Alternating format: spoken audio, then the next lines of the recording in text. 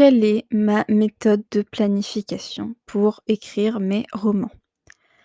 Alors, j'ai tendance à répondre la méthode flocon de neige, mais puisque j'ai décidé que dans ce challenge de 30 jours, je serai honnête et sincère avec vous, eh bien aujourd'hui je vais vous parler d'une méthode un peu plus confidentielle et je pense que je n'en ai encore jamais parlé ou alors peut-être une fois sur le blog peut-être.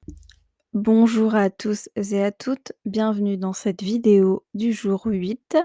Je suis Sandra Laguillet, je suis écrivaine et aujourd'hui on va parler d'une de mes méthodes de planification de romans préférées et celle que je fais depuis toujours et même avant d'écrire des histoires.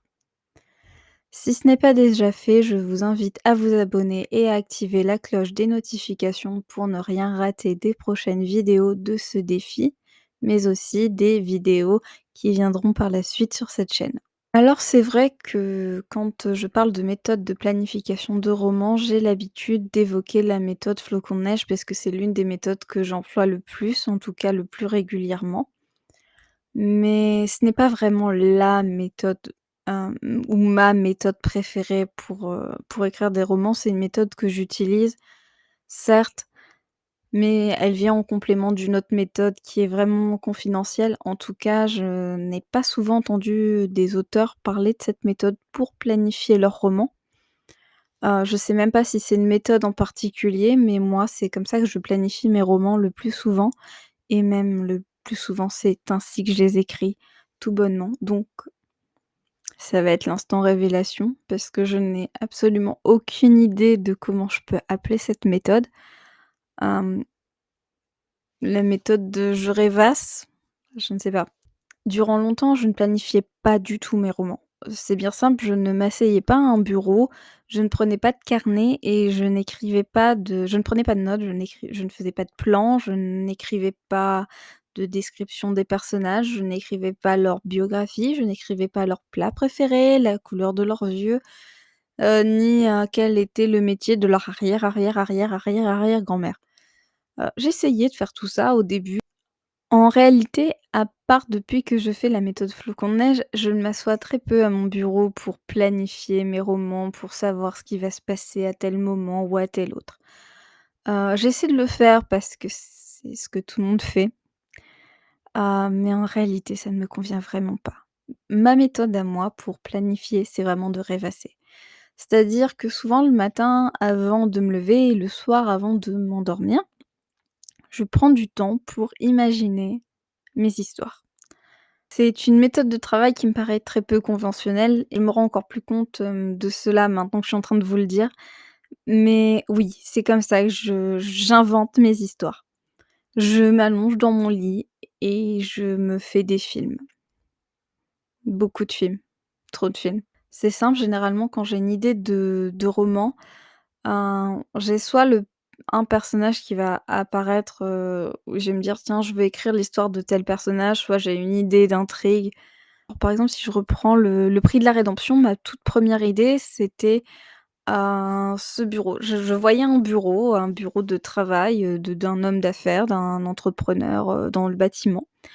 Hem Et dans ce bureau, il y avait ce personnage de Lenny Jensen qui était à la fois chef de gang et chef d'entreprise, parce qu'il faut bien blanchir l'argent quand même, hein. Mais surtout, j'avais, ce personnage du coup de Lenny Jensen avec son arme à feu dans les mains et face à lui, une jeune fille aux cheveux bleus qui était là et qui était un petit peu trop silencieuse pour être honnête.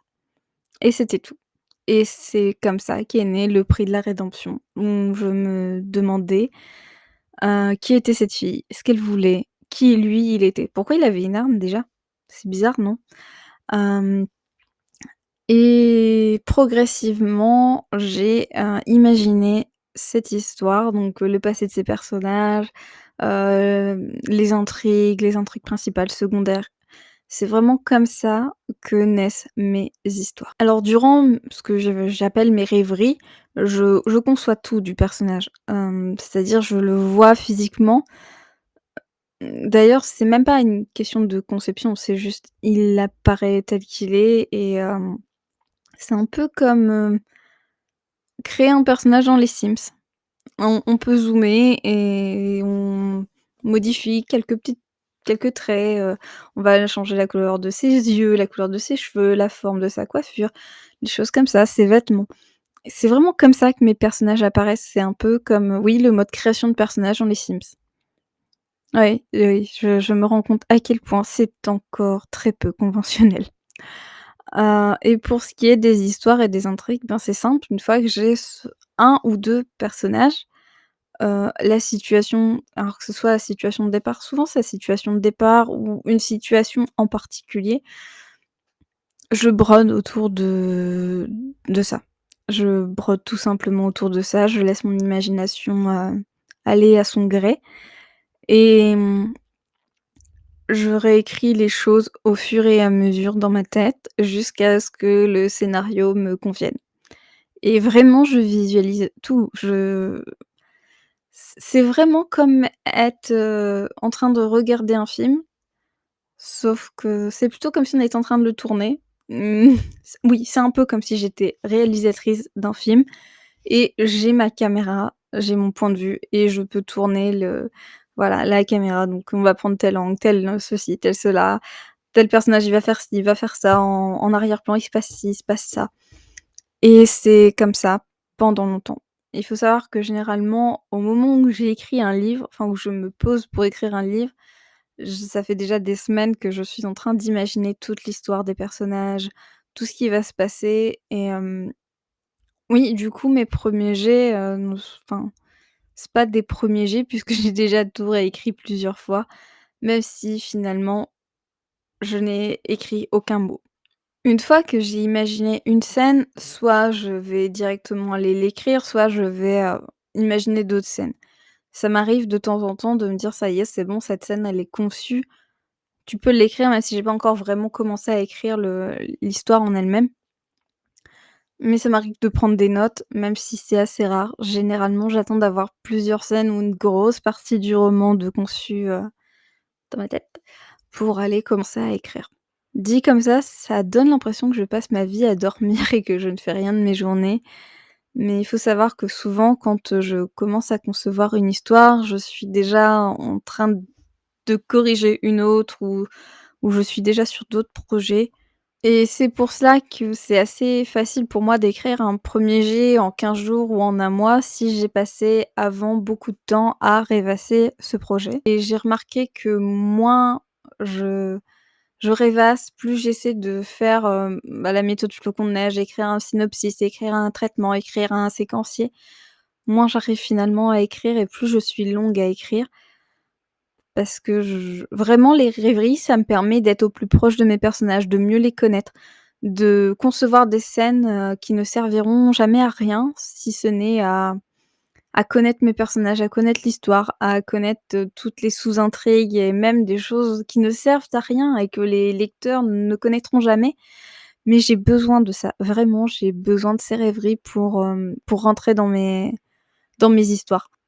Après, il faut savoir que j'ai la chance de très bien visualiser les choses et je crois que c'est une grande force du coup. Honnête, je crois que je vais beaucoup moins me servir de la méthode flocon de neige et beaucoup plus revenir à ce que je faisais avant, c'est-à-dire imaginer, rêver mes histoires pour, pouvoir mieux les écrire parce que c'est ce qui me correspond le plus. Et d'ailleurs, si dans la devise de cette chaîne, il y a «Lisez, rêvez, écrivez des histoires», s'il y a rêver, c'est bien à cause de ces rêveries.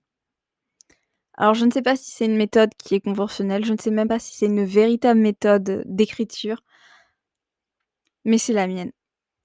Alors dites-moi en commentaire si vous aussi vous rêvassez à vos histoires avant de les écrire, si vous aviez déjà entendu parler de ça, si vous connaissez d'autres auteurs qui rêvent avant de pouvoir vraiment écrire, parce que je serais vraiment curieuse de rencontrer d'autres personnes comme ça. Et en attendant la vidéo de demain, n'oubliez pas, lisez, rêvez et écrivez des histoires.